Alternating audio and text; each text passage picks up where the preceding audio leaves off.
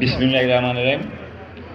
বাংলাদেশ জাতীয়তাবাদী নারায়ণগঞ্জ জেলা প্রজন্ম দলের উদ্যোগে নারায়ণগঞ্জ বন্দর থানা কমিটি ঘোষণা ও দেশনেত্রী বেগম খালেদা জিয়া ও আমার প্রিয় নেতা জাকির খানকে অসুস্থতা কামনা করে আজকে দোয়া ও মিলাদ মাহফিলের আয়োজন করা হয়েছে। দোয়া মিলাদ মাহফিলের প্রধান অতিথি, প্রধান আকর্ষণ আমার রাজনীতি গুরু জনাব সলিমুল্লাহ করিম সেলিম, বিশেষ বক্তা। তিনি শুধু বিশেষ বক্তা না, তিনি খুব সুন্দর বক্তব্য রাখেন সব জায়গায়। আমার প্রাণপ্রিয় নেতা জনাব ফরিদ হাসান ও আমার মামা বিশেষ অতিথি রায়হান জিল্লু, আরও উপস্থিত আছেন বিশেষ অতিথি খোকন সানি, মিলন।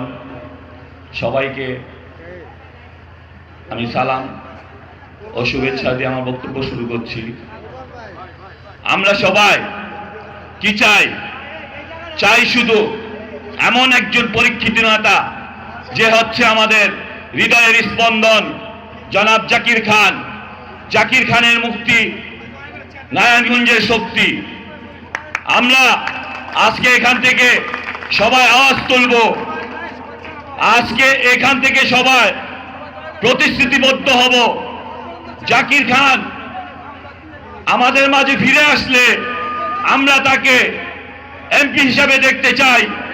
এই আওয়াজ তুলে আমরা নারায়ণগঞ্জে শুধু কোনো অনুষ্ঠানে নয়, প্রতিটা ঘরে ঘরে পাড়া মহল্লাতে যে আমরা বুঝিয়ে দিব জাকির খান নারায়ণগঞ্জের মধ্যে একজন পরীক্ষিত নেতা। শুধু দেখিয়ে দিব না, তিনি যেন সব সময় সবার হৃদয়ের মাঝে থাকতে পারে। আমরা সবাই এই প্রজন্ম দল থেকে শুরু করব যে জাকির খান আমাদের প্রাণপ্রিয় নেতা, এবং জাকির খানকে আমরা জয়যুক্ত করে আমরা এমপি হিসাবে আগামী 5 আসন বা 4 আসন যে কোনো একটি আসনে তাকে এমপি হিসাবে আমরা দেখব এবং বানাবো। এই প্রতিশ্রুতি ব্যক্ত করে আমি আমার বক্তব্য শেষ করছি।